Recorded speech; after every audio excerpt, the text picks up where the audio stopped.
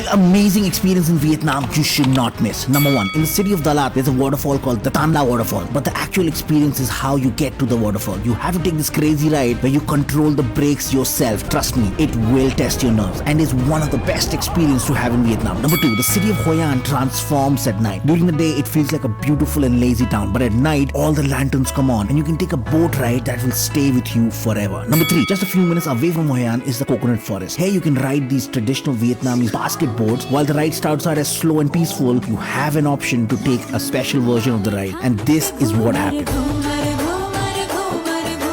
Number 4, in the city of Da Nang, there is a bridge that does nothing on weekdays, but at 9 PM on weekends, it starts spitting fire and even water. The whole experience feels like you're in a crazy rock concert. Number 5, in Dalat, there is this building called the Crazy House. It was built by a legendary architect, and when you are inside it, you realize your brain takes time to process the absolute crazy architecture that this place has. Head out